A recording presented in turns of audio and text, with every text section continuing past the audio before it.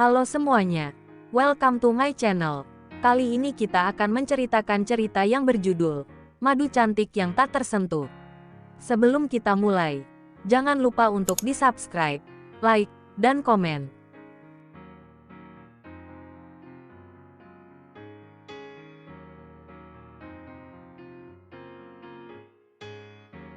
Episode 16. Kenapa harus mereka lagi? Tigor menatap lurus Belva yang bertanya-tanya. Tatapannya begitu meneduhkan. Senyuman manis itu selalu membuat wanita manapun pasti akan takluk dengan pria seperti Tigor. Sudah aku bilang, mudah untuk aku tahu hal itu. Tigor menjeda sesaat ucapannya. Matanya langsung teralihkan menatap pemandangan sawah yang terbentang luas dan tersusun rapi di antara perbukitan. Karena kalau kamu bahagia dengan suamimu, gak mungkin kamu melihatku di tempat semalam dan mengirim pesan padaku. Tigor kembali menatap Belva yang terdiam. Ucapannya seperti hal yang tersirat. Artinya, jika tadi malam Belva tidur dan bersenang-senang dengan Raffin, tidak mungkin Belva memiliki kesempatan untuk mengirim pesan pada pria lain. Belva masih terdiam dengan hatinya yang berdesir nyeri. Mengapa di tengah-tengah kesedihan, justru orang lain yang lebih mengerti dirinya? Aku gak tahu harus berbuat apa. Rasanya aku ingin sekali terlepas dari belenggu yang menyedihkan ini, Tigor. Belva melipat bibir yang bergetar menahan tangis. Maksud aku, ini tuh kayak kita gak suka sama suatu hal, tapi terpaksa harus melakukannya gitu. Apalagi demi kebahagiaan keluarga, Belva melanjutkan. Aku mengerti. Tigor mengusap lembut punggung wanita itu yang mulai terisak. Ada kalanya kita memang harus melewati sebuah ujian demi bisa menemukan kebahagiaan setelah itu. Tapi apa yang terlihat untuk masa depanku selain harus menjadi istri kedua? Sanggah Belva. Selamanya aku akan terjerat pernikahan ini, Tigor. Bersama dengan pria yang tidak lagi aku cinta. Bersama dengan wanita yang membuatku risih setiap saat. Belum lagi melihat kelakuan keduanya yang sangat menyebalkan. Ini sangat menyiksa, Tigor. Belva terisak dan mengepalkan tangan, seolah sangat membenci hidupnya. Tenangkan dirimu, Belva, bersabarlah. Tigor mengusap lengan Belva dan merangkulnya, berusaha menenangkan dan memberikan kekuatan. Apapun yang terjadi, aku akan tetap bersama kamu. Aku akan membantu kamu berusaha untuk ikhlas, sambung Tigor. Aku udah gak tahu apa itu artinya ikhlas dan sabar. Yang aku tahu, hatiku saat ini benar-benar gak berbentuk lagi. Kehilangan Araf sudah menghancurkan sebagian hatiku. Dan sebagiannya lagi sudah hancur karena pernikahanku dengan Raffin. Belva bersandar di dada bidang pria itu. Sementara Tigor terus berusaha menenangkan. Turut prihatin dan pastinya ia pun merasa sangat sedih melihat Belva seperti ini.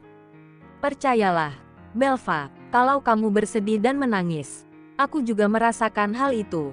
Calm down. Don't cry anymore. Everything will be okay. Tigor mengusap lembut rambut Belva. Tampaknya yang sedang bersedih pun sudah mulai tenang. Sorry, aku jadi berlebihan. Belva melepaskan dekapan lalu menyeka pipi. Kebetulan tempat itu masih sepi pengunjung. Mereka pun menempati meja di bagian ujung rooftop resto itu. Jadi, saat menangis pun tak ada yang mendengar perbincangan mereka. Tidak apa-apa, dada dan bahu ini bebas kamu tempati kapan saja, seru Tigor, gombalan yang menggemaskan. Apaan sih? Kebanyakan gombal sama bercanda, balas Belva kesal. Tigor tersenyum lebar, kemudian berkata, andaikan itu serius, gimana? Belva tersenyum tipis, gak gimana-gimana. Emangnya aku harus bersikap gimana? Tigor menelan ludah, mendadak gugup, kemudian ia kembali menatap Belva. Kali ini tatapan serius. Kalau misalnya aku yang ada di posisi Raffin, apa kamu akan bersedih juga? Tanya Tigor. Belva masih mengira itu hanya gurauan saja. Semua laki-laki emang pengen banget ada di posisi Raffin. Punya istri dua, ketus Belva. Tigor menghela napas. Lelaki selalu salah, tetapi maksudnya bukan itu. Andaikan aku hanya memiliki satu istri, dan itu hanya kamu.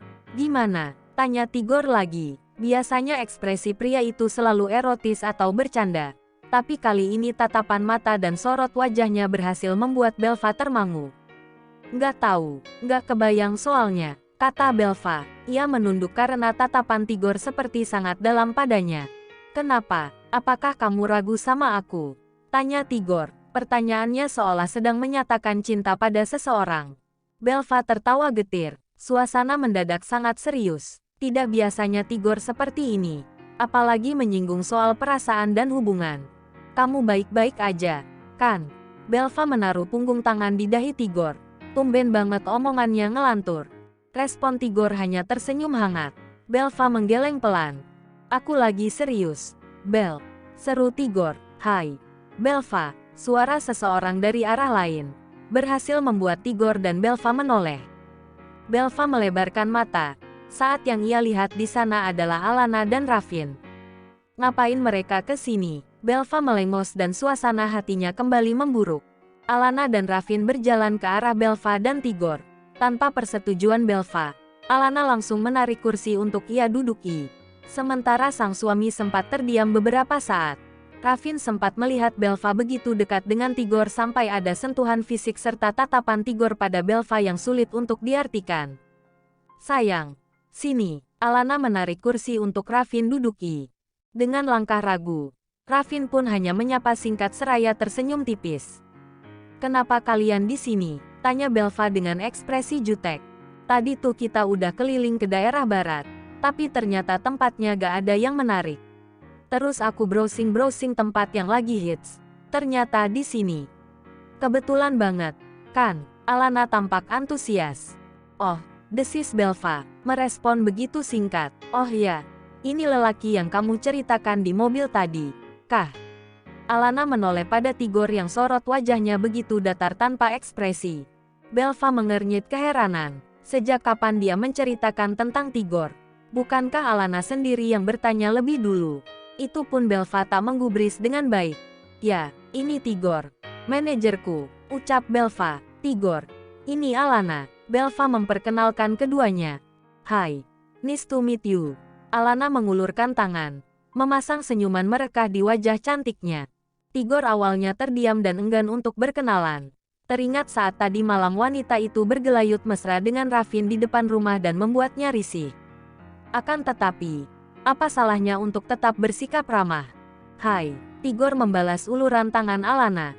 Pria yang manis. Alana tersenyum menatap nyaris tak mengedip pada Tigor. Kata Belva, kamu itu gak suka wanita.